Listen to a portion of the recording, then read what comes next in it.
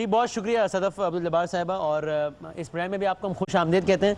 और वज़ीर आज़म पाकिस्तान मियाँ मोहम्मद नवाज़ शरीफ साहब ने मुझे मेरी आवाज़ आ रही है, अगर इसको प्लीज़ मैनेज कर लेता हूँ जी। तो वज़ीर आज़म पाकिस्तान मियाँ मोहम्मद नवाज़ शरीफ साहब ने जो स्पीच की है अक़वाम मुत्तहिदा की जनरल असम्बली में, और उसके बाद उसका रिएक्शन, इनीशियल रिएक्शन हुर्रियत रहनुमा का आया। यासीन मलिक साहब की अलिया विशाल मलिक साहिबा ने इसको बड़ा अप्रिशिएट किया। शरी रहमान साहिबा ने तनकीद का निशाना बनाया है इसको 2 पॉइंट्स पर। एक तो वो कहती हैं मास जेनोसाइड, ये एक टर्म यूज़ होनी चाहिए थी इस स्पीच में, और फिर वो कहते हैं कि कुलभूषण यादव के हवाले से भी बातचीत क्यों नहीं की गई इस तकरीर में। तो हम कोशिश करेंगे ज़रा मुख्तलिफ लोगों का इसमें हम रिएक्शन शामिल करें, मुख्तलिफ सियासी जमातों का भी। हमारे साथ तज्ज़ियाकार भी मौजूद हैं, नज़ीर लगारी साहब हमारे साथ मौजूद होंगे, शाहिद लतीफ़ साहब मौजूद होंगे, और हम कोशिश करेंगे। फिर प्रोग्राम के आखिरी हिस्से में आज जो पाकिस्तान में भी एक इंपॉर्टेंट डेवलपमेंट हुई है, 2 डेवलपमेंट्स बहुत अहम है, ज़ाहिर है ये तो आलमी सतह की और अहम तरीन डेवलपमेंट है वज़ीर आज़म पाकिस्तान की स्पीच। चाहे अक़वाम मुत्तहिदा की स्पीच एक सिम्बॉलिक हैसियत रखती हो या जो भी हो, लेकिन पाक भारत हालात, पाकिस्तान और भारत के मामलात, उड़ी सेक्टर का मामला, कश्मीर में भारत की अनप्रेसिडेंटेड जारहियत, उस सब के बाद ज़ाहिर है ये एक अहम तरीन डेवलपमेंट है। अमेरिका में जो कुछ हुआ, जो 2 वहाँ के नुमाइंदगान ने एक रेजोल्यूशन मूव करने की कोशिश की अगेंस्ट पाकिस्तान, उस सबके पास इसकी बड़ी अहमियत है। और दूसरा एक पाकिस्तान की लोकल पॉलिटिक्स में जो कुछ हुआ, उस हवाले से भी प्रोग्राम के आखिर में हम एमकेएम के सीनियर तरीन रहनुमा, अब मैं कहूँ एमकेएम यूके के कहूँ क्या कहूँ, यानी कि नदीम रुसल साहब खुद हमारे साथ एक वीडियो इंटरव्यू में मौजूद होंगे, तो उसमें हमारे साथ रहेगा। लगारी साहब, नवाज शरीफ साहब की स्पीच से आगाज़ करना चाहता हूँ। सीधा ज़रा मुझे बता दें 10 में से आप कितने नंबर देते हैं स्पीच पर, और आपका रिएक्शन क्या है स्पीच में?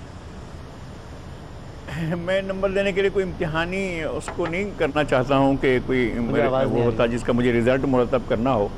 वज़ीर आज़म को बहरहाल ये तकरीर करनी चाहिए थी, और कुछ नुकात उन्होंने उठाए हैं, लेकिन बहरहाल इसको कॉम्प्रिहेंसिव नहीं कहा जा सकता। उन्होंने कहा है कि इंक्वायरी कराई जाए, मतलब ये वहाँ पर जेनोसाइड हो रहा है, सारी दुनिया देख रही है, दुनिया भर के कैमरे वहाँ पर उसको सबको दिखा रहे हैं, सारी दुनिया इसको समझ भी रही है। अभी ये तहकीकात का मामला है, कितने लोग बीनाई से महरूम हुए हैं, कितने लोग जान से चले गए, कितने लोगों के जो है छलनी है, पूरा बदन छलनी है कितने लोगों का। और इस पूरे के पूरे अमल में इंडिजीनियस मूवमेंट चल रही है। कश्मीरी जो हैं उनके बारे में कहीं से कोई, खुद भारत में भी ये बात नहीं की जा रही है कि जो है ये कोई और चला रहा है, वहाँ के लोग चला रहे हैं।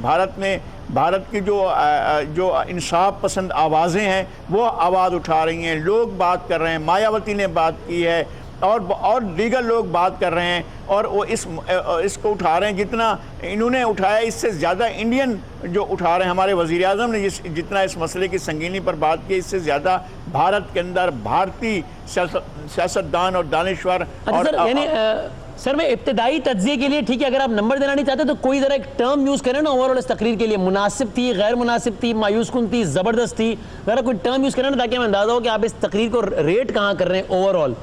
मेरा ख्याल है कि तकरीर और अच्छी हो सकती थी, हम इसको बुरी नहीं कहते हैं, इसलिए कि इन्होंने सवाल उठाया है कश्मीर का, वरना इनसे तवक्को नहीं थी। और हमें ये हमेशा बहुत से इनके टारगेट्स वो होते हैं जो जिस पर लोगों को तशवीश होती है उस पर टारगेट नहीं बनाते हैं, इनके अपने टारगेट्स होते हैं और मुख्तलिफ़ चीज़ों को उठाते रहते हैं। लेकिन ये जो कोर इशूज़ हैं पाकिस्तान के, मतलब पाकिस्तान की ज़िंदगी और मौत का मसला है भाई। आप आगे देखेंगे चलकर कि क्या होता है जब आपके दरियाओं में पानी नहीं होगा, जब आपकी जो है शहर तो लगारी साहब तकरीर बुरी नहीं थी, इस तकरीर को बुरा नहीं कह सकते, लेकिन और अच्छी हो सकती थी। तो मसलन क्या ऐसे नुकात होते जो कि इस तकरीर में होते तो आप कहते ये बहुत अच्छी तकरीर थी? एक तो ये कि ये पूरे फैक्ट्स एंड फिगर के साथ जाते, कश्मीरियों की पिछले 70 साल की कुर्बानियों की तफसीलात बताई जाती हैं। एक ऐसा नहीं है कि आप एक कमज़ोर वकील की तरह खड़े हो जाएं, आप अक़वाम मुत्तहिदा की करारदादों की बात करते और उन करारदादों पर अमल दरामद के लिए सिक्योरिटी काउंसिल को एक्टिवेट करने की बात करते।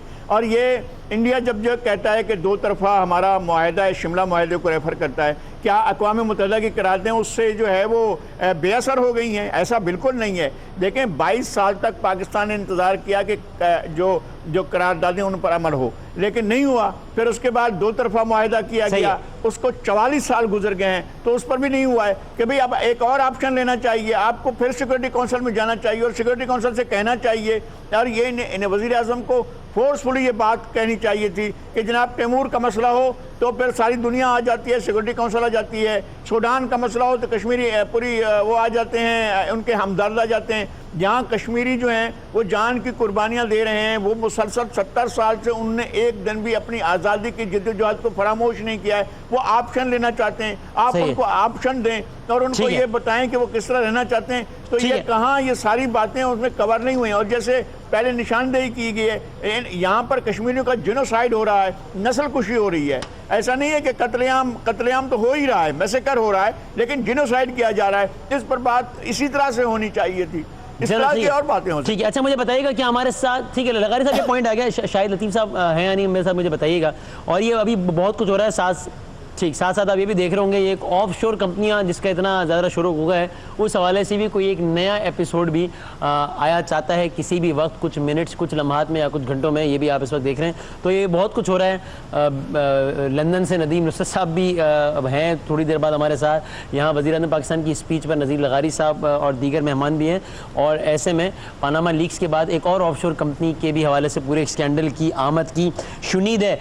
नज़ीर लगारी साहब मुझे बताइएगा, नवाज शरीफ साहब आज जब यूएन जनरल असेंबली में खड़े होकर बात कर रहे थे तो वो एक कैसे वजीर आजम लग रहे थे? एक ऐसे मुल्क का वजीर आजम लग रहा था कि जिसकी सिविल और अस्करी क़यादत दाखिली मामलात को छोड़ दीजिए, लेकिन जब इस नौयत के हसास मामलात होते हैं तो एक हैं, ये दोनों का मुश्तरका मौक़िफ़ था या कुछ रिफ्ट नज़र आ रही थी?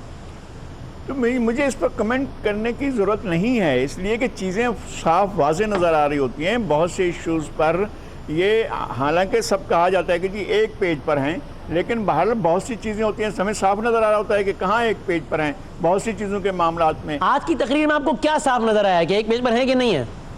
नहीं, मेरे ख्याल में उस संगीनी से जो कश्मीर की सूरत हाल है उस तरह से बात नहीं हुई है। मैं कह रहा हूँ इंक्वायरी का मुतालबा क्यों कर रहे हैं भाई? आप देख रहे हैं ना, दुनिया सारी देख रही है। अब तो कार्रवाई होनी चाहिए, भारत के खिलाफ कार्रवाई होनी चाहिए। अगर कहीं और का मामला होता तो अब तक भारत पर सैंक्शंस लग चुकी होती, कोई और बातें हो रही थी। किसी और मुल्क का मामला होता तो अब तक वो पाबंदियों का शिकार। इंडिया पर पाबंदियाँ क्यों नहीं लगनी चाहिए कि भाई आप इंसानी हकूक़ की खिलाफ वर्जी कर रहे हैं, आप लोगों का कत्लेआम कर रहे हैं। ये आज़ादी की जद्दोजहद है, वो हुर्रियत के पसंद जो हैं वो आज़ादी की एक 70 साल तारीख़ है उनकी जद्दोजहद की, और ये उसका जवाब जो है गोलियों से दे रहे हैं।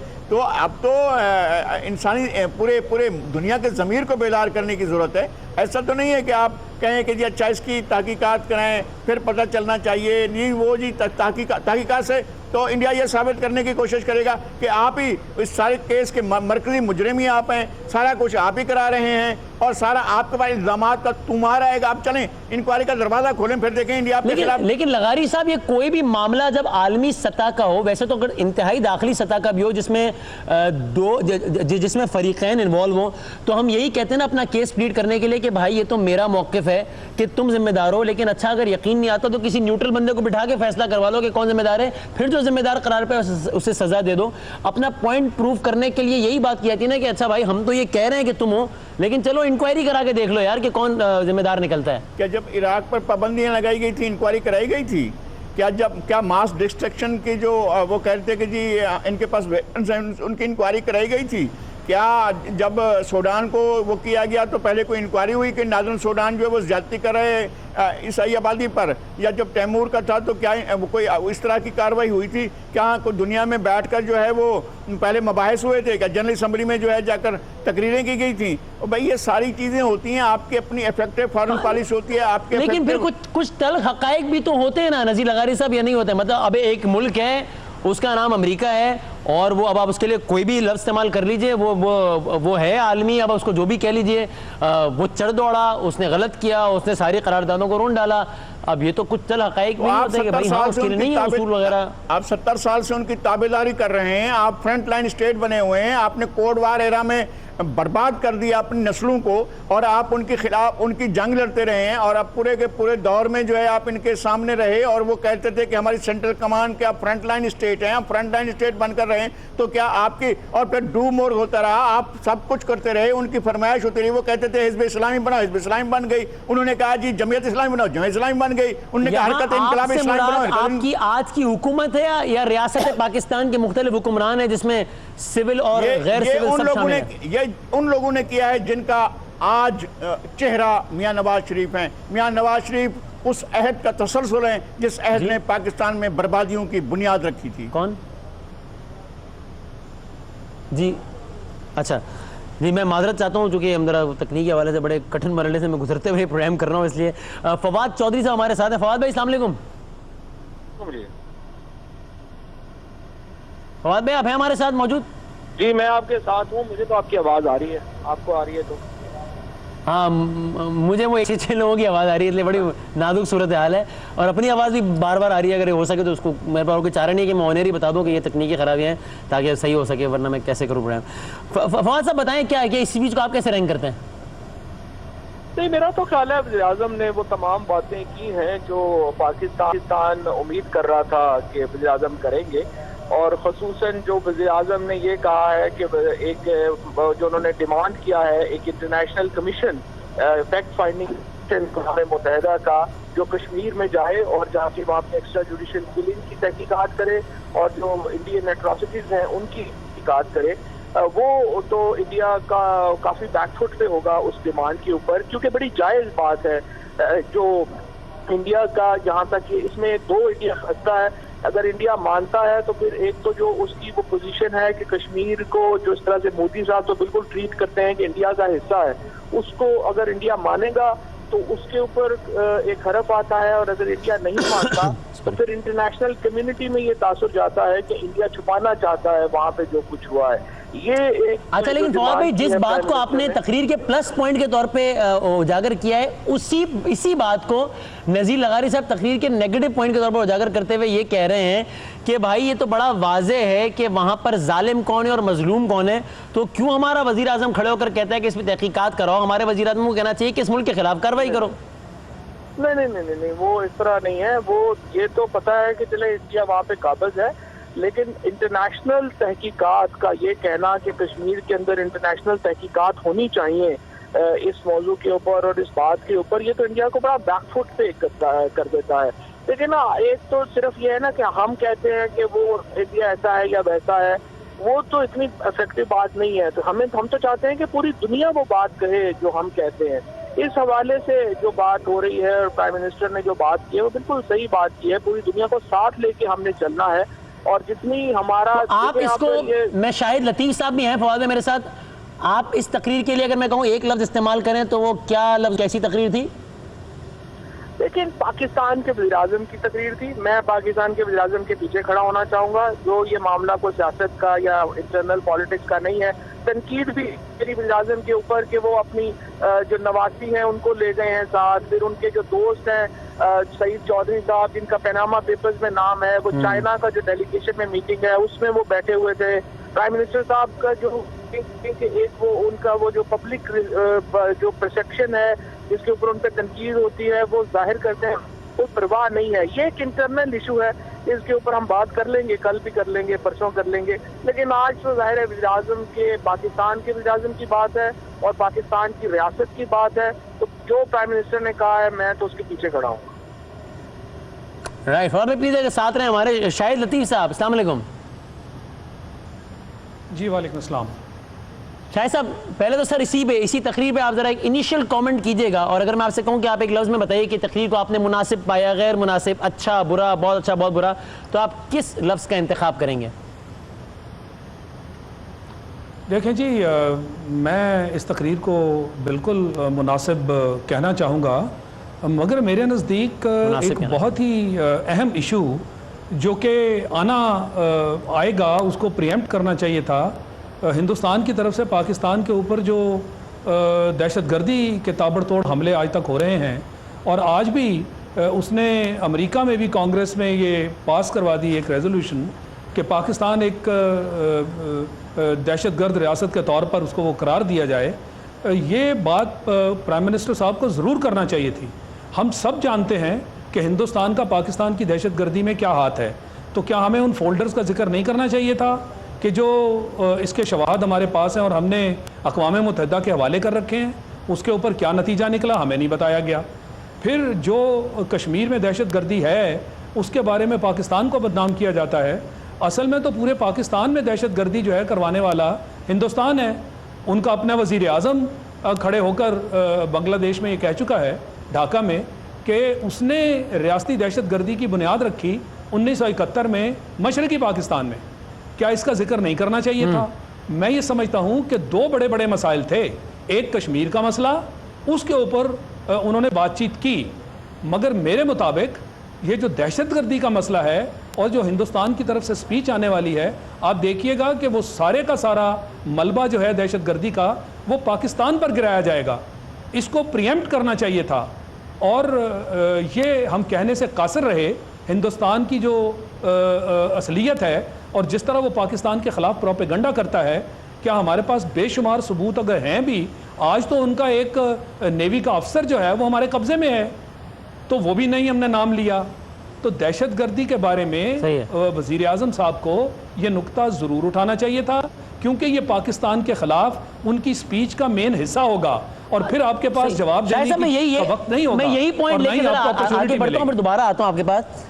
फवाद साहब, आप इस बात से कितना एग्री करते हैं जो शाहिद लतीफ़ साहब ने उठाई कि जहां प्राइम मिनिस्टर ने अपनी स्पीच के बिल्कुल इब्तिदाई जुमलों में ये कहा कि पाकिस्तान तो इटसेल्फ विक्टिम ऑफ टेररिज्म रहा है, और फिर उन्होंने ये भी कहा कि ये इंटरनल भी रहा है और ये एक्सटर्नली भी हमें रहा है, और हम अलाउ नहीं करेंगे किसी एक्सटर्नल ताकत को कि हमारे मुल्क में टेररिज्म करे। यहाँ इन अल्फाज के इंतखाब के बजाय खुलकर बात करनी चाहिए थी कि भारत हमारे मुल्क में दहशतगर्दी कराता है, और एक ऐसे माहौल में जब उनका नेवी का एक बंदा हमारे पास पड़ा, उसका नाम भी लेना चाहिए था। वो तो डिपेंड करता है। पाकिस्तान वज़ीर-ए-आज़म ने तो इस बात यहाँ से शुरू की है कि ज़र्ब-ए-अज़ब पाकिस्तान का सबसे बड़ा दुनिया का फौजी ऑपरेशन है जो हमने लॉन्च किया हुआ है, दुनिया का, और उसके ऊपर दुनिया का सबसे बड़ा ऑपरेशन है, और उसके ऊपर दुनिया को हमारी मदद करनी चाहिए। हम अमन की बात करना चाह रहे हैं, अफगानिस्तान की बात उन्होंने की है। इंडिया को मुझे लगता है कि प्राइम मिनिस्टर साहब ने जो ये कहना कि बलूचिस्तान के अंदर उनका हाथ है, ये कह सकते थे, लेकिन फिर इससे बलूचिस्तान इंटरनेशनलाइज हो जाता है, जो हम नहीं चाहते। हम नहीं चाहते कि बलूचिस्तान के ऊपर जो है जो बात इस तरह से हो। ये डिफरेंट जैसे फोरम्स हैं, उनमें एक बायलैटरल में जो बातें हम कर रहे हैं वो कर रहे थे। थोड़ा सा मुझे लगता है कि उन्होंने इसलिए इसके ऊपर जो है वो बात नहीं की होगी, या इसको इस तरह से नहीं किया कि हम नहीं चाहते कि क़ौम मुत्तहिदा के ऊपर बलूचिस्तान की इस तरह से बात हो, या वो उसके जवाब में फिर हिंदुस्तान बातें करेगा, तो उसको भी थोड़ा सा उन्होंने ध्यान में रखा है। कश्मीर के ऊपर उन्होंने खुल के बात की है, क्योंकि मुद्दा जो है वो कश्मीर है, और क़ौम मुत्तहिदा का भी जो मुद्दा है वो कश्मीर है। उसके ऊपर जो है वो मुझे लगता है कि उन्होंने खुल के बात की है। अफगानिस्तान के ऊपर उन्होंने खुल के बात की है। हाँ, सीरिया पे उन्होंने बात नहीं की है, जो मुझे लगता है कि करनी चाहिए थी, क्योंकि इंटरनेशनली इस वक्त सीरिया का इशू जो है वो बहुत इंपॉर्टेंट इशू है, और उससे उनको इंटरनेशनल मिलती। इस सारी स्पीच में उस मैं जरा सब कंक्लूजन की तरफ लेके जाता हूँ। सही है। अच्छा, conclusion starting from you Shahid Latif साहब, एक तो ये बताइएगा कि क्या आपके ख्याल में इस तकरीर का आने वाले दिनों में कोई इम्पैक्ट होगा पाक भारत ताल्लुकात पर, या ये तकरीर, इस तकरीर की अहमियत बहुत ज़्यादा ज़रूर होती है लेकिन बहरहाल अलामती होती है जिसका ग्राउंड में कोई इम्पैक्ट नहीं होता है? देखें, आज तक अगर आप अक़वाम मुत्तहिदा की जनरल असम्बली में जो तकारीर की गई उनका जायज़ा लें तो ये अलामती तकारीर ही रही हैं। उसके बाद कोई इस तरह के नताइज की तवक्को रखना कि भारत को मजबूर किया जाएगा, ख़ासकर ये जो दो हमारे मामलात हैं जिनका एक का जिक्र तो उन्होंने कर दिया कश्मीर के मामले में, ये तो बारहा अक़वाम मुत्तहिदा की जनरल असम्बली है उसमें कश्मीर का जिक्र किया गया और आज भी उसी तरह किया गया। तो बैनुल अक़वामी बरादरी जो है उसने इन तमाम तकारीर के बावजूद अपनी जो ज़िम्मेदारी है वो नहीं निभाई। यानी उनसे कहा जाता रहा है कि जी ये आपकी ज़िम्मेदारी है, क्योंकि ये बैनुल अक़वामी माहिदा है जिसके ऊपर आप अक़वाम मुत्तहिदा के दस्तखत हैं, तो इसको हल किया जाए, मगर इस पर कोई पेशरफ्त आज तक नहीं हुई। लिहाजा मैं ये समझता हूँ कि ये इससे उस तरह का नतीजा शायद बरामद ना हो कि इस तकरीर के बायस भारत जो है उसको मजबूर किया जाए। आप देख लीजिए, अमेरिका तो आज तक भी यही कहता है, और वो सबसे बड़ा मुल्क है, सुपर पावर है, वो आज तक ये कहता है कि ये बाहमी मसला है और हिंदुस्तान और पाकिस्तान आपस में बैठें और बात करें। ये तो डंक टपाने वाली बात है ना। अगर नतीजा निकलना होता तो अक़वाम मुत्तहिदा खुद अपनी करारदाद पे अमल कर लेता, अगर और कुछ ना करे, खुद अपना ही जो मसला है ऐसे करवाती, फाइनल वो करवाती, अमल दरामद कराती। हाँ, नज़ीर लगारी, सही जी। नज़ीर लगारी साहब, फाइनल कमेंट्स। जाहिर है ये मामला सिक्योरिटी काउंसिल पर करारदादें मंजूर कर चुका है। अच्छा, वो वहाँ से हट नहीं गई हैं, करारदादें अभी तक रखी हुई हैं। अब पाकिस्तान को पूरी एफर्ट्स करनी चाहिए। आपकी सीरियसनेस देखें ना, मैंने पहले भी एक बात कही थी कि यहाँ कहाँ है हमारे पास फॉरेन रिलेशंस कमेटी, हमारी कौमी असम्बली की या सेनेट की, जो इन चीज़ों पर बहस करती हो और दुनिया में जाकर बताती हो कि हम क्या कर रहे हैं, हमारा हम किस तरह से इस मसले को ले रहे हैं, इस पर हमारी सीरियसनेस कितनी है, हम कितना इस मसले को संजीदा लेते हैं, ये तो हमें कभी भी नज़र नहीं आता है। हमें मालूम भी नहीं होता है कि कब फॉरेन अफेयर्स कमेटी का इजलास हुआ, किसने चेयर किया, कौन बैठा, किसने क्या किया। हमारे यहाँ सीरियसनेस नहीं है, इस मसले को संजीदा लिया ही नहीं जाता है। और 20-21 आदमी अपनी पार्टी के लिए और उनको भेज दिया, एक अपोजिशन का आदमी शामिल कर दिया और कहा कि जाओ तफरी करके वापस आ जाओ। आज तक उसकी कार्रवाई का पता ही नहीं चला है कि कोई गया कि नहीं गया, क्या करके आया है, कौन सा नतीजा निकला है, इसमें कोई बात नहीं है। मैं कहता हूं कि सिक्योरिटी काउंसिल के पास जाना चाहिए और पाकिस्तान को कहना चाहिए और एक तरफ रख देना चाहिए उस मुआहदे को जिसमें यह कहा गया था कि दो तरफा मसला है, और क्योंकि वो हल नहीं हुआ। अगर वो हल हो जाता 44 साल में, ये 72 में ये हुआ है मुआहदा, और आज हम जो है 76 में 2016 में खड़े हुए हैं, और इस पूरे अरसे को जो है कुछ 44 साल से ज़्यादा अरसा हो गया है। अगर इसने हल होना होता दो तरफा मुज़ाकरात के ज़रिए तो हल हो जाता, नहीं हुआ है, वापस चले जाएं। बहरहाल अहमियत है, लेकिन अलामती है, सिंबॉलिक है, ऑप्टिक है। सर बहुत नवाजिश, बहुत बहुत बहुत बहुत शुक्रिया, तीनों मेहमानों का बहुत बहुत शुक्रिया।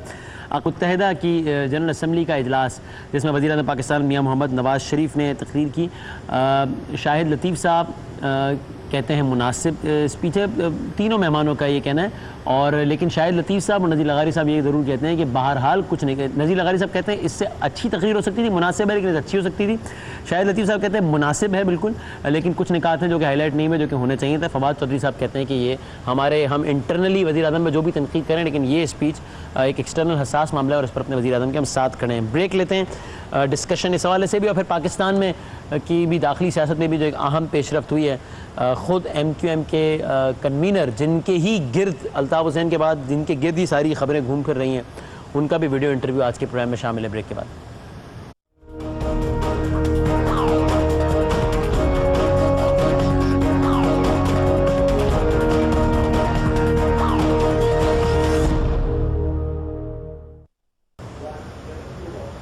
खुश आमदेद कहते हैं आपको एक बार फिर। पाकिस्तान की सियासत में, कराची की सियासत में आज एक बहुत बड़ी खबर उस वक्त सामने आई जब फाइनली 22 अगस्त के बाद आज पहली मरतबा अल्ताफ़ हुसैन साहब, डायरेक्टर अल्ताफ़ हुसैन साहब के ही हवाले से एक बयान मंसूब होकर आ गया। बयान इन द सेंस के नदीम नुसरत साहब के बयानात है और उन्होंने कहा कि बिल्कुल अब ये सारी बातें अल्ताफ़ हुसैन साहब ने भी इसकी तौसीक कर दी है। सख्त स्टेटमेंट कि जिसमें MQM लंदन की जानिब से फाइनली बड़े कैटेगोरिकल दो टोक अल्फाज में कहा गया कि ये आज असम्बली में जो आर्टिकल 6 के हवाले से कार्रवाई का मुतालबा किया गया अल्ताफ़ हुसैन साहब के खिलाफ, ये अमल शर्मनाक है ये अमल। और MQM का पूरी मुत्तहिदा कौमी मूवमेंट का तंजीमी ढांचा, तमाम शोबाजात सबको तहलील कर दिया गया। राब्ता कमेटी ख़त्म, राब्ता कमेटी और तमाम शोबाजात अब नए सिरे से तश्कील दिए जाएंगे। अल्ताफ़ हुसैन साहब ने इसकी तौसीक कर दी है, यह आप कुछ निकात देख भी नहीं अपनी टेलीविजन स्क्रीन पर।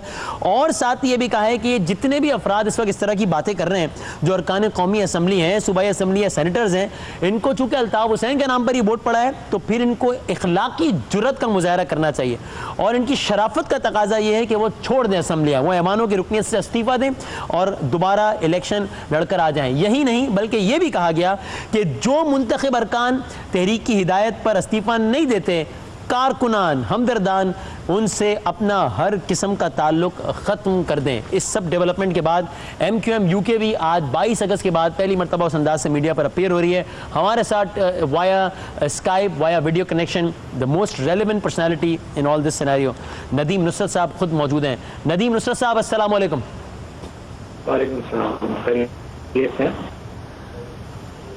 अल्हम्दुलिल्लाह बिल्कुल ठीक ठाक। नदीम साहब बताइएगा, तो मैं आपसे सवाल पूछने वाला था कि आपको हम क्या कहें, तो मेरा ख्याल इसका जवाब तो प्रेडिक्टेबल है, आप यही कहेंगे कि आपको मुत्तहिदा कौमी मूवमेंट का कन्वीनर कहा जाए। और ज़िमनी सवाल ये कि डॉक्टर फारूक सत्तार साहब को क्या कहें, वो क्या है इस वक्त MQM के?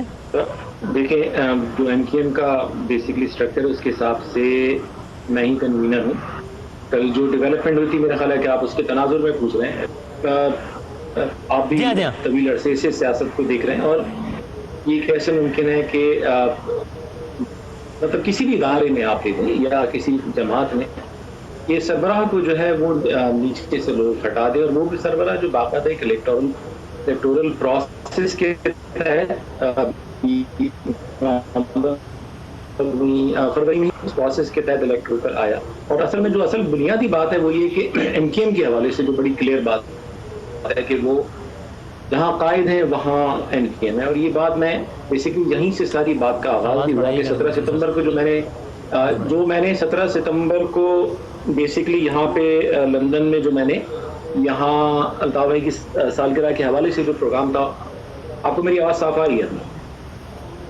जी मुझे आ रही है बिल्कुल। आपके एंड से कोई इशू नहीं है, बिल्कुल। प्रोग्राम के हवाले से मैं जो बातें की थी वो किसी भी तरह यहाँ वहाँ किसी भी MKM के खिलाफ नहीं थी। बेसिकली वो हिस्टोरिकल फैक्ट से जो कि एक मुकदमा पेश किया गया था, लेकिन उस पर एक बड़ा नी जर्क रिएक्शन हुआ और बड़ा अनकॉन्स्टिट्यूशनल, बड़ा अनएथिकल एक्शन लिया गया। और उसके बाद बड़ा ज़रूरी था कि अवाम और कारकुनान को सही डायरेक्शन दी जाए और एक फैसला किया जाए। और मैं पूरी जिम्मेदारी से कहता हूँ कि ये फैसला कौम और तहरीक के मफाद में किया गया है।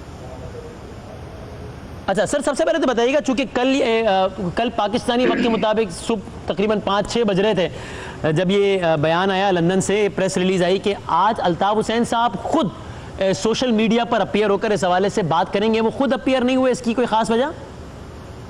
देखिए, उसमें आज एक और जो तब्दीली आई वो सुबह 6 बजे तक, चूँकि सिंध असम्बली का इजलास शुरू नहीं हुआ था, तो उस वक्त तक ये हमारा प्लान था कि अल्ताफ भाई इस हवाले से कुछ बयान इशू करेंगे। लेकिन फिर सिंध असम्बली की जो डेवलपमेंट वो बेसिकली जिसको कहते हैं ना कि last straw on the back of the camel, ये वो थी जिसके बाद हमारे लिए इस चीज़ को एक्सेप्ट करना बहैसियत कन्वीनर, एक देखें तहरीक ने मुझे एक जिम्मेदारी दी और मेरे लिए बहैसियत कन्वीनर इस चीज़ को बर्दाश्त करना। मैं कल भी नहीं बोला जब ये डिसीजन लिया गया, ना मैंने इस फैसले के खिलाफ कोई ट्वीट की, ना मैंने किसी मीडिया को इंटरव्यू दिया। कल जब ये फैसला किया गया कि MKM पाकिस्तान ने मुझ समेत 3 अरकान को या 4 अरकान को यहाँ से डॉक्टर कमेटी से निकाल दिया है, बहुत क्वेश्चनेबल डिसीजन था, लेकिन मैंने कोई बयान नहीं दिया। लेकिन आज सिंध असम्बली में जो कुछ हुआ है, जो वो शख्स जिसने हम बिखरे हुए लोग थे, जिसने मुज्तमा किया, उनको शनाख्त दी, फिर एक इलेक्टोरल फोर्स बनाया और एक नहीं 1987 से बार बार वो फोर्स जीतती चली आ रही है। और उसी असम्बली में जिसके नाम पर आप इलेक्ट हो, उसी असम्बली में जाके आप उस शख्स के बारे में बातें करें। सही है। और वो ऐसा भी नहीं कि पूरे पाकिस्तान में सिर्फ वही रह रहे हों, हर शख्स ने हर बात कह दी, आप उनको छोड़ के आप और भी बातें कर सकते थे, लेकिन आपने उसी शख्स को टारगेट किया। तो आज ये जो अमल सिंध असम्बली में MQM के अरकान ने किया है, उसके बाद आप उनको किस हवाले से याद करेंगे? आपके ख्याल में इन्होंने MQM से गद्दारी की है, उनके लिए बागी का लफ्ज़ इस्तेमाल करेंगे, क्या कहेंगे, क्या किया इन्होंने? देखिए, मैं अल्फाज के हेर फेर में नहीं जाऊंगा। मैं कोई किसी को ऐसा टाइटल नहीं देना चाहता जो बाद में मुतनाज़े हो। मैं बहैसियत इस तहरीक के कन्वीनर के साथ साथ इस तहरीक का मैं एक पार्ट हूँ, एक कारकुन भी हूँ, इसका एक हिस्सा हूँ। मेरे नज़दीक ये एक ख़ानदान है और मेरे नज़दीक ये बहुत ज़रूरी है कि ये ख़ानदान जुड़ा रहे। मैं कोई ऐसी बात नहीं कहना चाहता है कि आपस में तलखियाँ हों और आपस में जो है वो हम तो फारूक सत्तार साहब, ख्वाजा इज़हार साहब और ये सारे लोग, इन सबको आज भी आप उस खानदान का हिस्सा समझते हैं, या जो इनके हालिया एक्ट्स है उसके बाद आपके ख्याल में अब वो इस खानदान का हिस्सा नहीं रहे? खानदान में रहने के कुछ, हर खानदान में रहने के कुछ उसूल और ज़वाबित होते हैं। मैं समझता हूँ जो आज का इनका एक्ट था वो उसने हम सबको मायूस किया है, इसमें कोई दो राय नहीं। अब रास्ते अलग अलग हैं फिर इन लोगों के जिन्होंने ये एक्ट किया और आप लोगों के? ये फैसला उनको करना होगा। अगर वो रिग्रेट करते हैं जो उन्होंने आज किया है तो उसके बाद रास्ते एक हो सकते हैं, लेकिन देखें ये जिस चीज़ पे कॉम्प्रोमाइज़ नहीं हो सकता। आप ये देखिए कि तहरीक का आइन तब्दील किया गया, कायदे तहरीक को डिनाउंस किया गया, कायदे तहरीक का नाम कॉन्स्टिट्यूशन से निकाला गया, उस पर खामोश रहे। उसके बाद कौमी असम्बली में भी करारदाद आई, उस पर भी खामोश रहे। मीडिया पे इंटरव्यूज दिए गए, उसमें बहुत तल्ख बातें कही गई, उस पर भी खामोश रहे। और वही लोग जो आज कह रहे हैं कि हमें प्रेस क्लब के बाहर नारे जो लगे, वो ये बात क्यों नहीं कह रहे कि उन नारों के बाद 2 तहरीरी बयान आ गए। पूरी दुनिया में किसी भी गलती का मदाबा क्या होता है वैसे कि अल्ताफ भाई ने 2 बयान दिए। अब एक बयान दिया, उसके बाद उन्होंने गैर मशरूत तौर पे बाकायदा नाम लेके अफवाज पाकिस्तान के लोग जो सरकर्दा ऑफिशियल उनका नाम लेकर अनकंडीशनल उन्होंने अपॉलॉजी की, और एक नहीं 2 मरतबा, उसके बाद ही डिबेट खत्म हो जानी चाहिए थी। सही। अच्छा सर, अब ये बहस तो हम बहुत दफ़ा कर चुके हैं, इसलिए मैं आज ये सवाल नहीं करता कि वो माफ़ी बयानात देने और माफ़ी मांगने का अमल कितनी दफ़ा दोहराया गया। माफ़ी मांगना एक बड़ेपन की मुजाहर की बात होती है, लेकिन बार बार ये अमल दोहराना किस चीज़ की अलामत होती है, इस पर आज नहीं जाता बहस में। लेकिन अगर मैं आपकी बात से इंटरप्रेट कर रहा हूँ, ये तो क्या सही कर रहा हूँ, आप बताइएगा कि सारी बातें आपने चाहते हुए या बाद दिल खास्ता कबूल कर ली, लेकिन आज जो असेंबली में ये कहा गया कि इस शख्स के खिलाफ आर्टिकल 6 के हवाले से कार्रवाई की जाए, ये वो पॉइंट था कि जब आपने कहा बस अब बहुत हो गया, अब हमें रिएक्ट करना चाहिए। सही समझ रहा हूँ मैं, आप यही कह रहे हैं? बिल्कुल बिल्कुल ये है, क्योंकि आप आर्टिकल 6 दावे के खिलाफ लाने की तो आप बात कर रहे हैं, लेकिन जिन्होंने मुल्क को तकसीम कर दिया, कभी उनके खिलाफ आप बात करें, जो पाकिस्तान की पार्लियामेंट में पाकिस्तान की अफवाज को बुरा कह चुके हैं, जिन्होंने आइन तोड़े बार बार, उनके खिलाफ कोई कार्रवाई नहीं।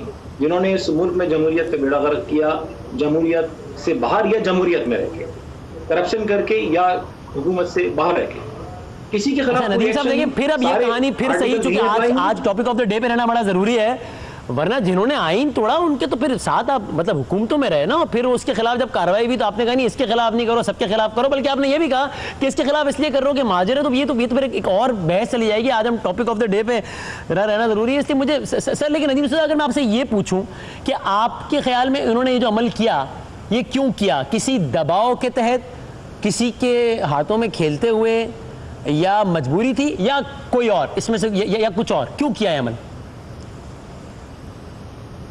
देखिए, हमें जो इम्प्रेशन है, और मैं समझता हूँ कि हमारे अपने जराए भी कंफर्म करते हैं कि वहाँ पे एक दबाव तो है, जहाँ एक तरफ एक ग्रुप, आपको पता है कि 3 मार्च को क्रिएट किया गया है, उसके बाद वहाँ हकीकी को भी बैठाया गया है, लोगों की वफादारियाँ, हमारे पास एविडेंस मौजूद है, मैं प्रेस कॉन्फ्रेंस कर चुका हूँ कि वफादारियाँ सरकारी सतह पर तब्दील कराने का अमल जारी है, ये दबाव है। और जितने हम लोग हमारे जेलों में हैं, किसी बैंड ग्रुप के भी हमारे यहाँ पाकिस्तान में नहीं है, जितने छापे हमारे लिए रोजाना पढ़ते हैं आज के दिन तक, जबकि अल्ताफ भाई को डिनाउंस भी कर चुके, छापे पढ़ रहे हैं, ये सब हमारे इल्म में। लेकिन एंड ऑफ द डे कहीं ना कहीं तो आपको लाइन ड्रॉ करनी पड़ती है। ये तमाम बातों के बाद, तमाम दबाव को हम अप्रिशिएट कर रहे थे, रियलाइज कर रहे थे, और इसके अंडरस्टैंडिंग थी, लेकिन कहीं ना कहीं तो आपको आप ये कह रहे हैं कि ये सब लोग ये सारी चीजें गलत कर रहे हैं, लेकिन दबाव में कर रहे हैं? बिल्कुल दबाव में। मैं समझता हूं कि ज्यादातर लोग दबाव में कर रहे हैं, कुछ लोग अगर मर्जी से कर रहे हैं तो वो भी एक्सपोज हो जाएंगे, लेकिन ये बात बड़ी क्लियर है कि दबाव तो है। अगर हम इसको डिनाई करेंगे तो मैं समझता हूं हम इस वक्त एमक्यूएम पाकिस्तान के सरबराह फारूक सत्तार साहब है, इसलिए मैं एक शख्स का नाम लेकर पूछ रहा हूं, ये पर्सनल होने की बात नहीं है, चूंकि पाकिस्तान के सरबराह हुए, वो बात दिलेना खास्ता ये काम कर रहे हैं या विलिंगली कर रहे हैं फारूक सत्तार साहब, क्योंकि वो लीड कर रहे हैं ना? देखिए, एमक्यूएम के लिए जो ग्राउंड पे जो लोग मौजूद हैं, उनके लिए काम करना आसान नहीं है। 3 साल से अल्ताफ भाई के साथ जो सलूक हो रहा है, उनसे वाबस्तगी एक जुर्म बना दी गई है, और ये वो लोग हैं जो साथ खड़े रहे हैं। लेकिन जैसे जैसे वक्त गुजर रहा है, -1 का फार्मूला तेज से तेज होता जा रहा है। दबाव तो अगर हम उससे डिनाई करेंगे तो सबको पता है कि कहाँ से किसका दबाव आ रहा है, लेकिन उस दबाव के बावजूद हमने 92 में भी दबाव झेला है। उस वक्त भी अल्ताफ भाई को करने की बात की गई थी, अल्ताफ भाई ने सिफर दी, और इस दफा भी उन्होंने अपनी पूरी सपोर्ट दी थी। लेकिन जब एक हद क्रॉस हो गई तो उसके बाद ये जरूरी था कि इससे पहले कि बहुत ज्यादा देर हो जाए। नदीम नुसरत साहब, लेकिन इसके जवाब में तो वो लोग ये कह सकते हैं ना, हमें एक मफरूजा है कि इसके जवाब में तो वो ये कह सकते हैं कि भाई यहाँ के मामलात देखो, हालात देखो, और या फिर होता है वो आपसे ही फिर गुजारिश करें कि अगर ऐसा है तो फिर आ जाइए आप भी पाकिस्तान और अपनाइए जरा उसूली मौक़िफ़।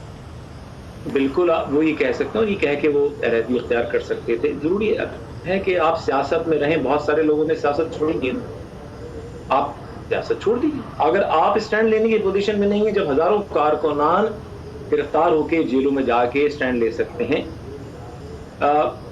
देखें वसीम, ये बात भी आप समझने की कोशिश कीजिए कि ये आज ये कहा जाता है लंदन पे बहुत सारे इल्जाम लगते हैं, लेकिन 1992 में जब 9/0 बंद था और पूरी एमक्यूएम जो है ज़ेरे ज़मीन चली गई थी, पूरे 92 से लेकर 98 तक एमक्यूएम लंदन से चली। लंदन में लोगों ने अपनी जिंदगियां, अपना मुस्तकबिल सब कुछ दाव पे लगाकर, किसको जिला वतन रहने का शौक है? क्या मैं पाकिस्तान वापस आना नहीं चाहता क्या? और मेरी तरह लोग जाना नहीं चाहते क्या? लेकिन अगर हमने कुछ इक़दाम अपने सर पे लिए तो इस तहरीक के लिए लिए, अपनी ज़ात के लिए नहीं लिए। ये कहना कि वहां रहने वालों का अंदाजा यहाँ अंदाजा नहीं है। ये कॉज के लिए हम काम कर रहे हैं, हमने जानते बूझते इस तहरीक को ज्वाइन किया है। ये सारे खतरात चलो, लेकिन अगर ये लंदन में रहने वाले पाकिस्तान क्यों नहीं आ जाते? आप हालात पैदा कीजिए, हम कल आ जाएंगे, सुबह आ जाएंगे। तो सर हालात ठीक नहीं इसलिए आप नहीं आ रहे ना, तो वो लोग रह रहे हैं। तो अच्छा देखिए ये बाई चॉइस है। अच्छा अब ये बताइए, अब आपने सारे लोग हैं, हाँ बहुत सारे लोग तो वहां ठीक है, आप कह रहे हैं कि अगर ये सब करना था और हालात इतने ही खराब हो गए थे तो देते सियासत। ठीक, अगर अब ये कौमी असम्बली की नशिस्तें नहीं छोड़ते, जो कि उन्होंने कह दिया कि नहीं छोड़ेंगे, तो अब आप क्या कर लेंगे? ये मामला प्योरली ज़र्फ और ज़मीर का है। मैं क्या कर सकता हूँ? ना मेरे पास कोई अदलिया है, ना कोई फोर्स है, और ना ही ये कोई जमहूरी सरकार है। ये तो बुनियादी तौर पे इंसान का एक पर्सनल डिसीजन होता है। और मैं समझता हूँ कि ये एक चीज़ बड़ी वाज़ेह है कि इन सारे लोगों को वोट, मेरा ख्याल है कि आप भी एडमिट करते हैं, हमारे मुखालिफिन भी इस बात को एडमिट करते हैं कि ये सारे लोग अल्ताफ भाई के नाम पे इलेक्ट हुए। अगर ये सारे लोग अल्ताफ भाई को ही डिनाउंस करते हैं अगर पार्लियामेंट के अंदर, तो बेहतर ये है कि पहले वो इस्तीफा दें, उसके बाद इलेक्ट हो, उसके बाद आके जो चाहे कह लें। लेकिन ये नहीं हो सकता कि आप अच्छा, तो क्या ये ठीक है, सही है। अच्छा, क्या ये मुमकिन है कि आप ये बताने के लिए जो कि आपका दावा है कि जो एमक्यूएम का वोटर है वो इन लोगों के साथ नहीं बल्कि अल्ताफ हुसैन के साथ है, और एमक्यूएम ये बताने के लिए चूंकि माजी में ये करती रही है, शॉर्ट नोटिस पे बड़े बड़े इज्तिमात, पुरअमन लाखों लोग सड़कों पर आ जाता था जो कि बताता था कि भाई अल्ताफ हुसैन के साथ है लोग। हो सकता है किसी स्टेज पर आप ये सोचें कि सिर्फ सिंबॉलिकली ये बताने के लिए कि लोग किसके साथ खड़े हैं, आप कहें अपने हमदर्दों से कि जनाब आप आइए सड़कों पर बता दीजिए कि आप लोग अल्ताफ हुसैन के साथ हैं। ये हम कल करने को तैयार हैं, लेकिन एक लेवल प्लेइंग फील्ड क्रिएट की जाए। इसके लिए बहुत ज़रूरी है कि लेवल प्लेइंग फील्ड होना ज़रूरी है। अगर आप एक जमात को आप सरकारी सतह पर दफ्तरों में बिठाएं, उसको करोड़ों रुपए दें, उसको आप सिक्योरिटी दें, उनके लोगों को जेलों से छुड़ा के उनके सुपुर्द करें, और दूसरी तरफ आप जमात के जो लेजिटिमेट ऑफिस हैं उनको गिराएं, उनके लोगों को बगैर किसी इल्जाम के, हत्ता के पार्लियामेंटेरियन सबको आप खींचते हुए घरों से ले जाएं, ये लेवल प्लेइंग फील्ड नहीं है। आप वो इन्वायरमेंट पैदा करें। आप देखें कि आप लाखों की बात कर रहे हैं, 1 या 2 लाख, हम 10 लाख जमा करके दिखा देंगे आपको, लेकिन राइट इन्वायरमेंट आपको पहले पैदा करना होगा। अच्छा, अब सर ये बताएं, इस सारे मामले के बाद फारूक सत्तार साहब से आपका राब्ता हुआ कभी, नदीम नुसरत साहब? नहीं, मेरा उनसे कोई राब्ता नहीं है,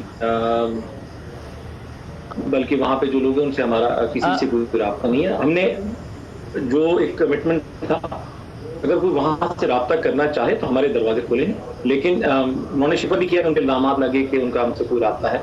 आपसे उनका कोई राब्ता नहीं था, उन्होंने तो अपने तौर पे कोशिश की, लेकिन जो आज जो पार्लियामेंट में भी कुछ लोगों ने कहा कि जिस तरह पाकिस्तान से अमेरिका डू मोर का मुतालबा करता है, इसी तरह वहाँ भी एक विश लिस्ट है जो उनको दी गई है। लेकिन हमारा कहना ये कि अगर आप विश लिस्ट को फॉलो करना शुरू करेंगे तो आज करारदाद और आइन में तब्दीली और आज डिनाउंस करने तक बात आ गई, कल वो आपसे आपकी शनाख्त छुड़वा के आपको जो है घरों पे बिठा देंगे, तो कहीं ना कहीं लाइन ड्रॉ करना पड़ेगी।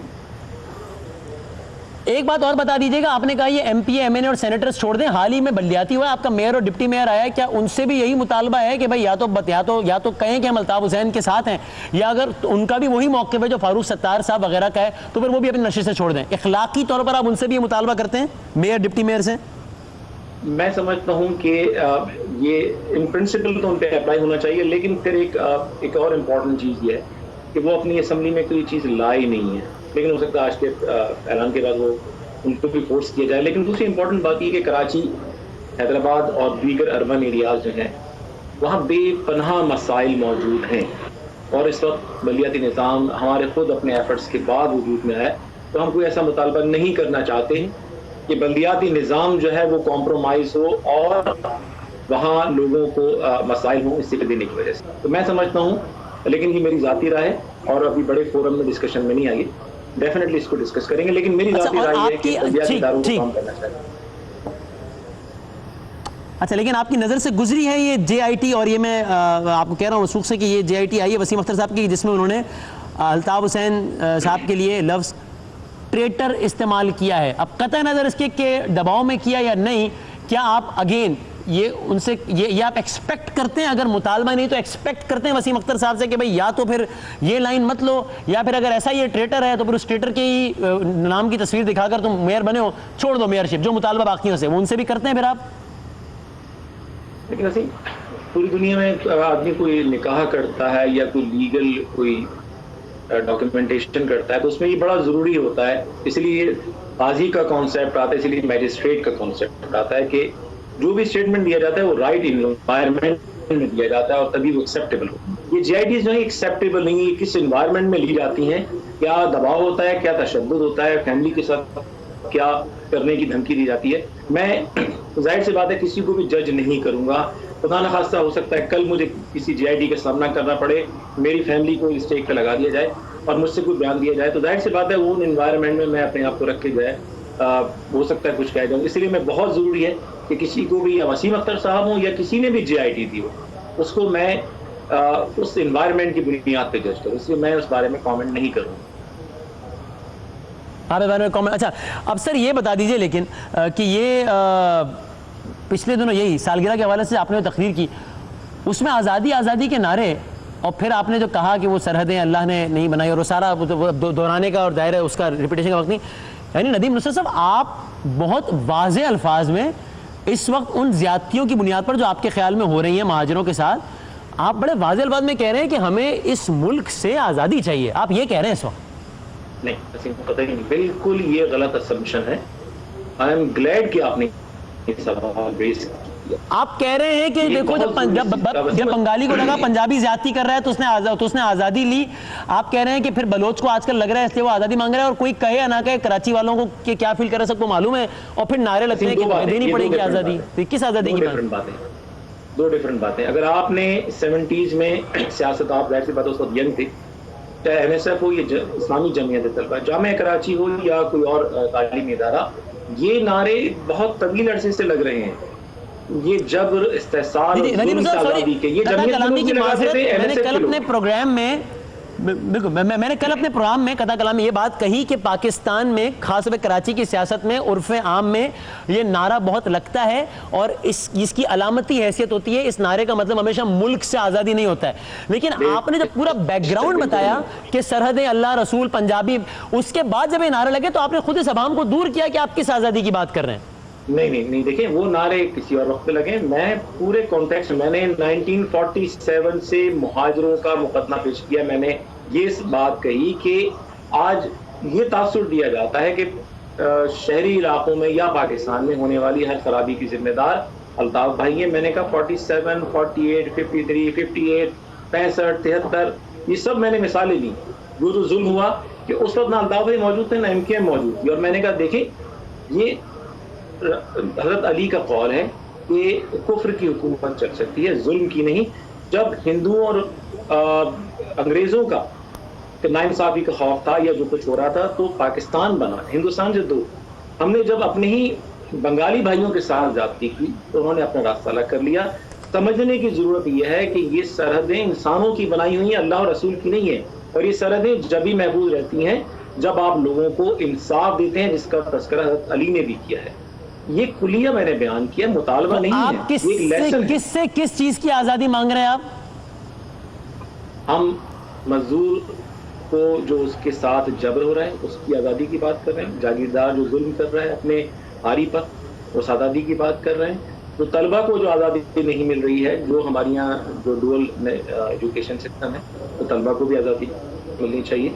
आज़ादी हर लेवल पर। मैंने आपसे शुरू में अर्ज़ किया ना, ये दो डिफरेंट चीज़ें मैंने कही हैं। ये आज़ादी जो है, ये हम नारा आज से नहीं, बल्कि मैं जब ABMSO में नहीं था, जब मैं तालीमी इदारों में सुनता था NSF और मैं इसको जरा कंक्लूड करते हुए, अच्छा कि आपने अपना पॉइंट भी देखिए। नदीम नुसरत साहब, आप जहां से मामला शुरू हुआ वो था 22 अगस्त पाकिस्तान मुखालिफ नारा, और जहां आपने उसको खत्म करने की कोशिश की वो आपने कहा कि भाई अगर कोई गलती हो जाए तो इसका मदावा कैसे होता है, माफ़ी मांग कर ही होता है ना, एक दफ़ा नहीं 2 दफ़ा मांग ली, मुबहम गैर मुबहम नहीं, मुबहम अल्फाज में मांग ली। सरकार गुजारिश ये है कि उस माफ़ी मांगने के कुछ लम्हों बाद फिर खिताब किया, फिर अमेरिका के लोगों से खिताब किया और उसमें कहा अपने लोगों को मुश्किल से बचाने के लिए माफी मांगी। ये मुल्क तो है नासूर, मांगो, यहूदियों से भी मदद मांगो, इसराइलियों से भी मांगो और तोड़ो इस मुल्क को। इसका तोड़ना है इबादत है। माफी के बाद कहा, ये रिकॉर्ड पर है ये तो।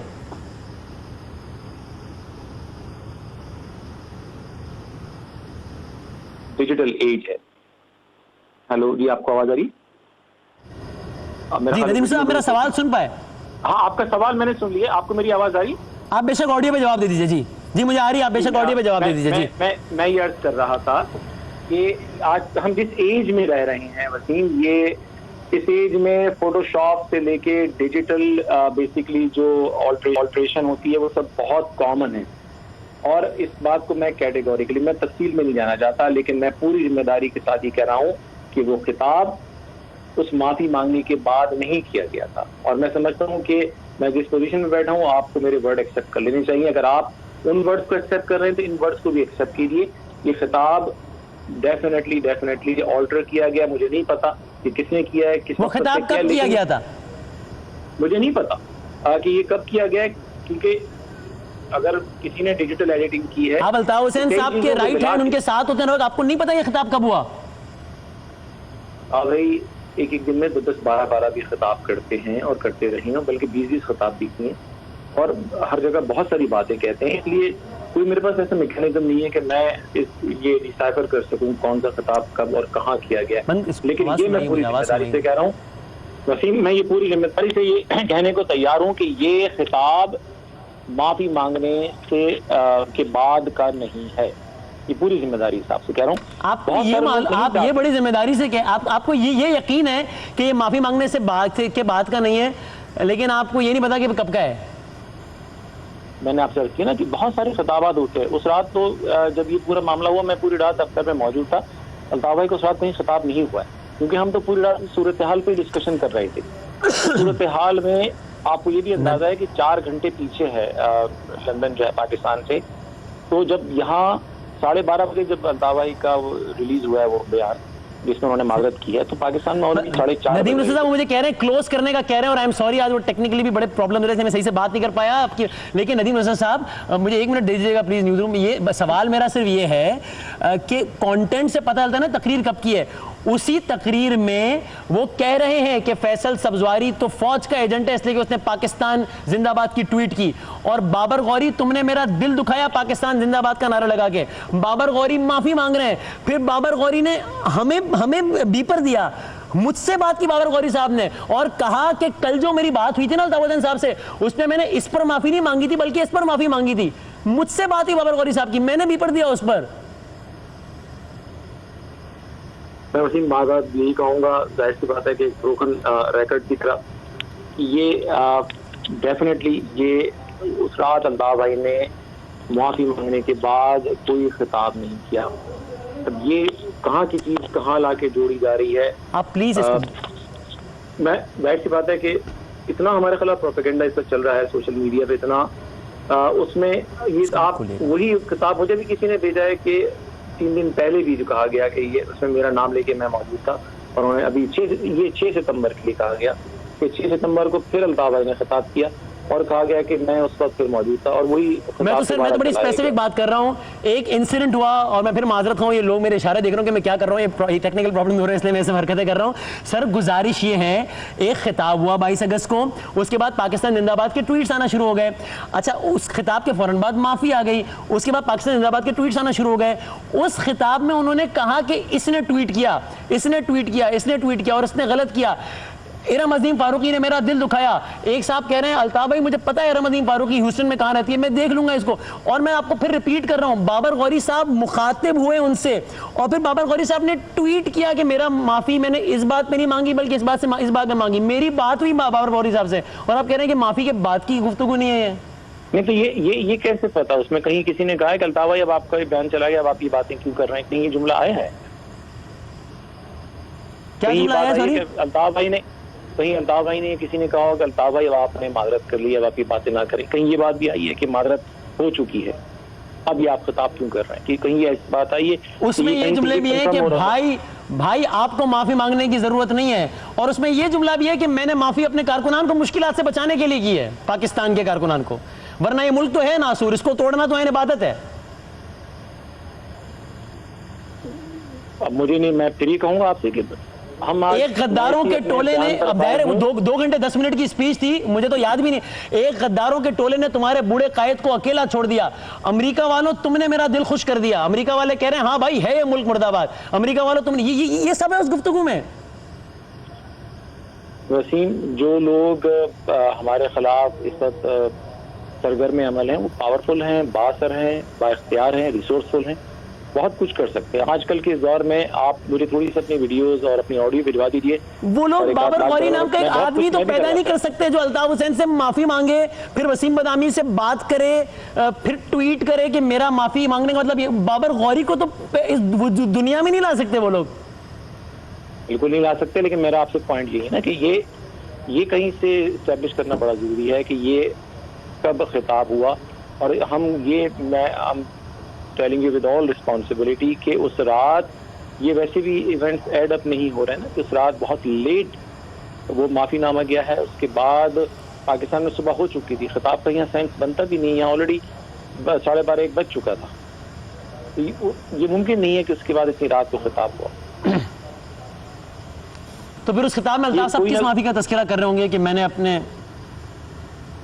कारकुनान को पाकिस्तान में मुश्किल से बचाने के लिए माफी मांगी? हो सकता है ये कोई माजी का हो, इसको अभी फिर निकाल के इसको जोड़ा गया हो, ये इस बात की बहुत इम्कानात है। लेकिन मैं नहीं, वो वजाहत के साथ कह रहे हैं कि पाकिस्तान मुर्दाबाद वाले खिताब पे जो माफी मांगी वो इसलिए मांगी थी मैंने कि अपने कारकुनान को मुश्किल से बचाना। ऐसा कर ले वसीम के इस बुनियाद पे कि अल्ताफ भाई ने माजरत कर ली, उसके बाद जो है फिर ये कहा, हालांकि उसके बाद उन्होंने एक और फिर माजरतनामा राइटिंग में दिया जब उन्होंने सारे इख्तियारात दिए। इस बुनियाद पर फिर आप ये कहना चाहते हैं कि जो है वो उन्होंने जो कहा है वो एक्सेप्टेबल नहीं है, या उसके बाद चंद दिन बाद फिर कहा वो एक्सेप्टेबल नहीं है। असल बात यह है कि मेरे अल्फाज या आपके अल्फाज ज़्यादा अहम है, ये एक्शन अहम होता है। इस 3 साल में हमारे साथ जो कुछ हुआ उसके बाद हमने कुछ नहीं किया, कहीं गिरफ्तारी के खिलाफ एहतजाज नहीं, कोई वायलेंस नहीं, कोई गाड़ी नहीं जला रहा है, किसी सिक्योरिटी फोर्सेस पे हमला नहीं। इसके बावजूद हमें मुल्क दुश्मन करार दिया जाता रहा है। वसीम, यहाँ इस मुल्क में आप अल्फाज को पकड़ते हैं, यहाँ बहुत सारे ऐसे लोग हैं जिन्होंने इस मुल्क को तबाह कर दिया और पाकिस्तान जिंदाबाद के नारा लगा। अल्फाज अगर पाकिस्तान मुर्दाबाद हो तो उन अल्फाज को तो पकड़ना बनता है सर। अल्फाज कुछ भी और हो तो ना पकड़े, पाकिस्तान मुर्दाबाद का लफ्ज़ तो पकड़ना बनता है सर। वसीम, अल्फाज से कहीं ज्यादा जरूरी है कि हम उन एक्शंस को जिन्होंने मुल्क को 2 लाख कर दिया या मुल्क को खा गए। आज दुनिया की कोई स्पोर्ट्स टीम पाकिस्तान का दौरा नहीं करती। आज दुनिया के वांटेड टेररिस्ट पाकिस्तान में पकड़े और मारे जाते हैं ड्रोन्स में, उसका भी एहतसाब कीजिए कि और आज पाकिस्तान को एक स्टेट जो है जो स्पॉन्सर करती है टेररिज्म को, वो डिक्लेयर करने की बातें हो रही हैं। उसके बाद पाकिस्तान की इकोनॉमी का क्या हाल होगा आप उसका अंदाजा कर सकते हैं। वसीम, क्या उसकी जिम्मेदारी? आप ये कह रहे हैं कि अब कोई बस नहीं जला रहा, कोई कुछ हमला नहीं कर रहा, फिर भी हमारे साथ ही हो रहा है। तो नदीम साहब, पहले ये काम क्या आप लोग कर रहे थे क्या? आज बहुत सारे लोग ऐसे हैं, मैं इस शहर की बात कर रहा हूँ, वहाँ हमारा कोई कंट्रोल नहीं है वसीम। हमारे नाम पे बहुत सारे लोगों ने बहुत कुछ किया और जिनको हमने निकाला उनको आज सरपरस्ती की जा रही है। और हमने कभी इस बात से इनकार नहीं किया कि हमारे ये सारे फरिश्ते हैं। हमने हमेशा कहा है कि अगर मुआशरे में अच्छे लोग हैं तो हमारे यहाँ अच्छे लोग होंगे, जितने बुरे लोग होंगे उतने बुरे लोग हमारे यहाँ भी होंगे। आप इंसाफ कीजिए, अगर हमारे यहाँ कोई गलत है तो पकड़िए, सजा दीजिए। हम इस पर तो कभी नुक्ता एतराज़ रहा ही नहीं है हमारा। बिल्कुल आप हमसे डील कीजिए जिस तरह एक लॉ अबाइडिंग कंट्री को करना चाहिए, लेकिन आप हमसे तो सारा डील करें। लेकिन जिन्होंने मुल्क को तबाह कर दिया, जो आज भी पाकिस्तान में रह के बैंड आउटफिट्स कहलाते हैं, खुल्ला चंदा जमा कर रहे हैं, रैलीज निकाल रहे हैं, असला लेके फायरिंग कर रहे हैं, उनके खिलाफ कोई एक्शन नहीं हो और आप हमें दीवार से लगाते हैं, जबकि ना कराची मसला बनता है। ये बात मैंने अपनी तकरीर में भी कही थी कि 12 मई की सब बात करते हैं, 14 दिसंबर की बात करें, 31 अक्टूबर की भी बात करें, 30 सितंबर की भी बात करें और लोगों की बात करते हैं अल्ताफ भाई के भाई भतीजे के कातिलों को भी पकड़े ना, हमारे 20,000 साथियों के कातिलों को भी पकड़े ना, सबको इंसाफ दें। फिर आप इसको मैं कंक्लूजन की तरफ लेके जाता हूँ। नदीम नुसरत साहब, मजीद इस बहस में जाएगा, अगर किसी भी तरीके से ये बात इस्टेब्लिश हो जाती है कि वो खिताब माफ़ी के बाद था, तो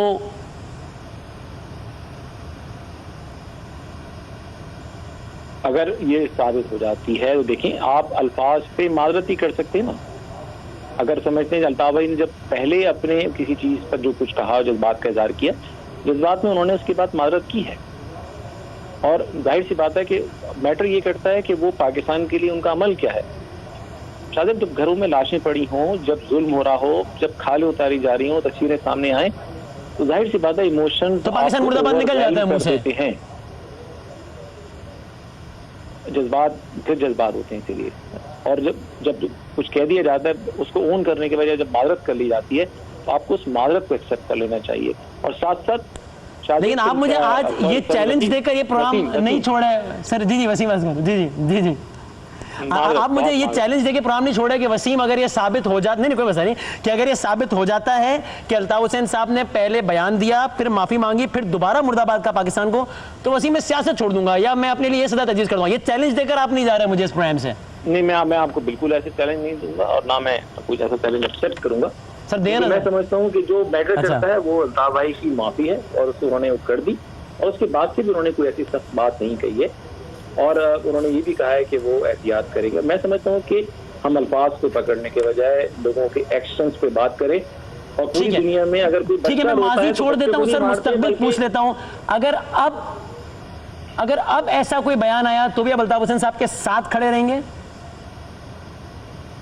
देखिए, मैं कोई जादूगर नहीं, मुझे नहीं पता मुस्तकबिल में मेरे लिए क्या लिखा है, मुझे क्या करना है, लेकिन मेरा कमिटमेंट अल्ताफ भाई के साथ है। और मैं समझता हूँ एज लॉन्ग एज पाकिस्तान के साथ नहीं है, मेरे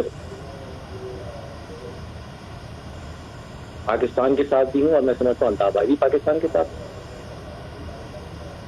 आप हमने और आप अगर सर मैं किसको मुर्दाबाद कहता हूं, फिर मैं उससे इज़हार बेजारगी करता हूँ। वसीम, कुछ लोग अल्ताफ भाई को पाकिस्तान से बेदखल करने पर तुले हुए हैं, कुछ लोग इस बात की कोशिश कर रहे हैं कि उनको पाकिस्तान के खिलाफ साबित कर दे। मैंने उस दिन भी बात की थी अल्ताफ भाई की, आप सवाल उम्री पकड़, देखिए बहुत अहम जुमला, मेरा ख्याल है इस इंटरव्यू की सबसे अहम बात मैं आपको जरूर बताऊंगा। अगर आप अल्ताफ भाई की सवाल उम्री पढ़ें तो उसमें उन्होंने तफसील से बयान किया है कि उनकी सबसे बड़ी दुनिया की ख्वाहिश ये थी कि वो पाकिस्तान फौज में कमीशन लेके उसका हिस्सा बन जाए, और शामिल होते ही वो जाम शहादत जो है वो नोश करें, और किसके हाथों? भारतीय अफवाज, कुछ भारतीयों को मैं मारूं और शहीद हो जाऊं, ये उनकी सबसे बड़ी ख्वाहिश थी। हम आज उस शख्स को गद्दार बनाने पर तुले हुए हैं। हम इस बात को नहीं देख रहे कि वही शख्स है जो जिसकी सबसे बड़ी ख्वाहिश पाक फौज को ज्वाइन करना और पाकिस्तान की हिफाजत करना थी।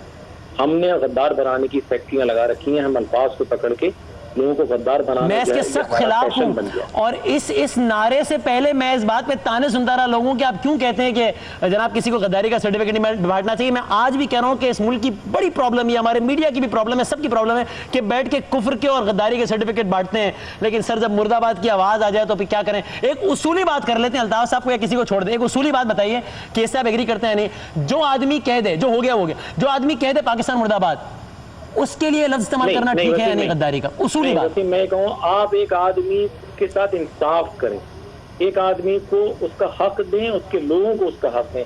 हाँ, वो हक मिलने के बाद अगर नमक हरामी करे, हाँ वो उसके साथ कोई ज्यादती नहीं बल्कि इंसाफ हो रहा हो, उसके बावजूद अगर वो वतन के खिलाफ बात करे, उसके बाद फिर उसके मैं भी उसको छोड़ दूंगा। लेकिन अगर आप किसी के साथ इंसाफ ही नहीं कर रहा है, एक बच्चा रोए जा रहा है और उसकी रोने का सबब उसकी भूख है, लेकिन आप उस बच्चे को मारते रहे, ये कहाँ का इंसाफ है?